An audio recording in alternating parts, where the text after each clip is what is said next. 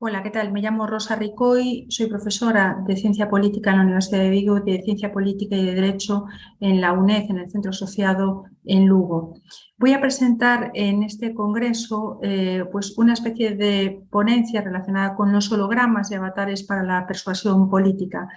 Esta presentación es algo muy resumido, resumidísimo, acerca de lo que trato, de lo que analizo en relación a esta cuestión. Intentaré, pues, con las preguntas que me formulen a colación de esta, pues contestar, incluso incluyendo algunas de las conclusiones a las que he llegado en cada uno de los aspectos, incluso muchos otros aspectos que no menciono en esta presentación, pero que, bueno, pues luego se verán reflejados en la publicación que voy a hacer. Y es que empezamos a acostumbrarnos a visualizar a músicos, actores y otros personajes a través de ilusiones ópticas, realidad virtual, hologramas, avatares y otras tecnologías disruptivas en teatros, conciertos, parques de atracciones, shows televisivos, tiendas e incluso en la enseñanza. Estas herramientas también han cobrado importancia en el ámbito político, tanto para el activismo como para la propia persuasión política. La creación y desarrollo de los metaversos serán espacios que consolidarán estas herramientas para la comunicación y el marketing digital. El 5G permitirá trabajar con formatos más grandes y menor latencia e incrementará la velocidad a la que nos acostumbraremos a estas nuevas tecnologías. Sin duda, nos encontramos en un cambio de época en el que se desarrollarán nuevos ámbitos económicos y empresariales, transformará casi todos los sectores y creará nuevos empleos disruptivos. Analizar en qué consisten este tipo de herramientas, cuáles son sus aplicaciones más ventajosas para la sociedad y qué dilemas éticos y legales nos enfrentamos con su implementación es clave para que su utilización no devenga en restricción o eliminación de derechos. Este trabajo analiza el funcionamiento de este tipo de tecnología, origen, tipos, extensión, ejemplos y casos reales de utilización en diversos ámbitos, dificultades técnicas en el actual estadio de desarrollo, su aplicación como técnica de persuasión en el escenario político, una práctica innovadora, generadora de expectación y espectáculo, con una gran conexión sensorial con los ciudadanos.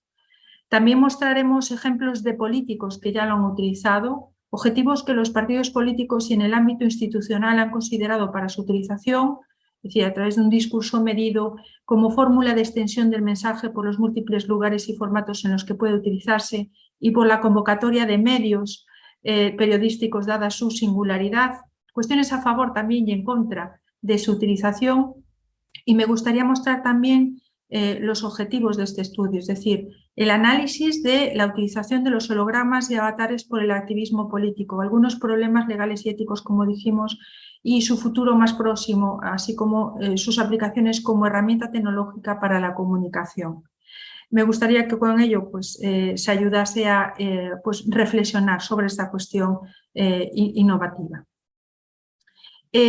Al principio pues me centraré sobre pues, el origen del término, los creadores y principales técnicas, pero también en muchos ejemplos, algunos conocidos y además en ámbitos muy diversos, ¿no? Se han utilizado en el cine como en las imágenes en las que R2D2 proyectó un holograma de la princesa Leia en Star Wars, pero muchísimo lo hizo Salvador Dalí, los japoneses ya han disfrutado de conciertos, con su primera cantante holográfica, cada vez se realizan de modo más frecuente solo actuaciones en directo con músicos en otro país o ya fallecidos, etcétera, ¿no? Incluso aplicaciones médicas para la difusión de temas culturales, la museología, ¿no? Probablemente el futuro más inmediato son las videollamadas holográficas con conexión 5G, ¿no? Una empresa incluso de Los Ángeles ha creado máquinas del tamaño de una cabina telefónica para visualizar e interactuar con hologramas en directo de tamaño real de otra persona en su propio hogar o espacio de trabajo. Y algunas tiendas y centros comerciales disponen ya de Holobox, una estructura en la que pues, exhiben sus productos a través de hologramas, ¿no? Un método disruptivo que destaca por encima del resto de estímulos frente a la saturación de otras técnicas más tradicionales. La primera manifestación mediante hologramas en el mundo, de hecho, tuvo lugar en Madrid el 10 de abril de 2015 frente al Congreso de los Diputados. 18.000 personas en forma de holograma, precisamente para protestar contra la Ley de Protección de la Seguridad Ciudadana que iba a entrar en vigor el 1 de julio de 2015, conocida como la Ley Mordaza. De esta manera, irónicamente, se desafió el texto, se lucieron las estipulaciones de la norma etcétera, etcétera. Vamos, en esto comento, ¿no?, los problemas, si hay alguno de carácter civil, pero también cómo pueden ayudar, ¿no?, a subvertir ciertas prohibiciones, incluso en este caso para una manifestación. De hecho, la puesta en escena era una metáfora de que las personas en España pronto tendrían que convertirse en hologramas si querían protestar, ¿no?, una referencia directa a la falta de representatividad a veces dentro del sistema político español y a la limitación de los derechos fundamentales, ¿no? Y con ello, a la vez, reactivaron el espacio transformándolo en un ágora virtual, ¿no?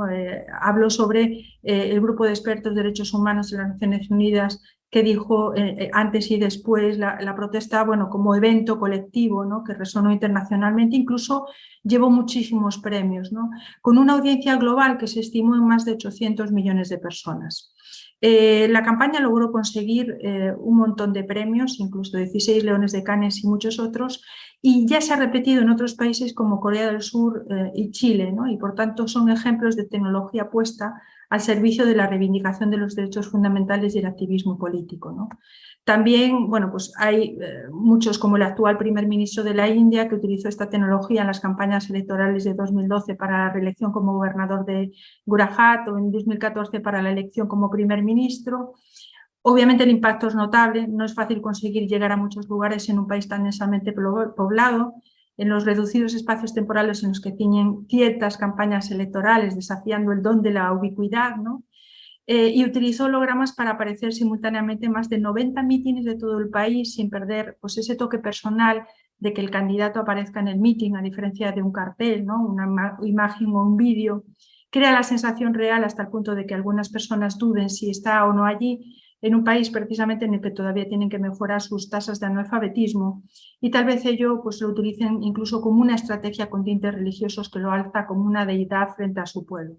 Muchísimas más reflexiones sobre toda su utilización lo hago, y a colación, por ejemplo, de su utilización por bueno, pues el primer ministro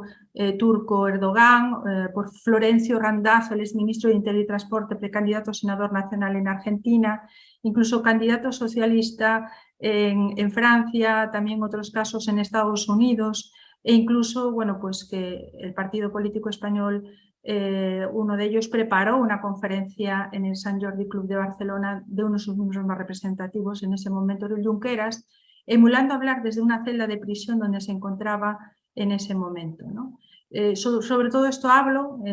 lo comento, y también introduzco el tema de los avatares y metaversos, ¿no? El 5G, decíamos, permitirá trabajar con formatos más grandes, menor latencia, y es posible que también se integren hologramas y avatares en campañas predominantemente visuales y personalizadas. Y a su vez ambos formatos estarán presentes en los nuevos espacios virtuales como el metaverso. Numerosas aplicaciones han desarrollado en la última década para hacer posible pues, esta transición hasta la disrupción que supondrá la creación no solo del metaverso de Facebook, sino de los metaversos de diferentes compañías. La idea comercial de estas empresas es hacerlos interoperables, ¿no?, para poder trasladar tu propio avatar y sus recursos a todos ellos. La compra de espacios, barrios, territorios en el mundo virtual para hacer posible estos desarrollos ya es una realidad, que ya es posible a través de las denominadas parcelas digitales, y los profesionales del marketing, la comunicación y el branding prestarán atención al metaverso, porque será otra revolución de su mercado, igual que en su momento lo fueron las redes sociales.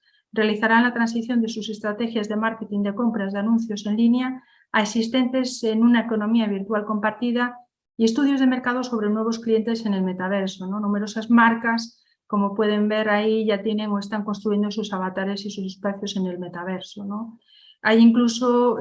países como Suecia, que ya formalizó su presencia en Second Life, incluso Barbados,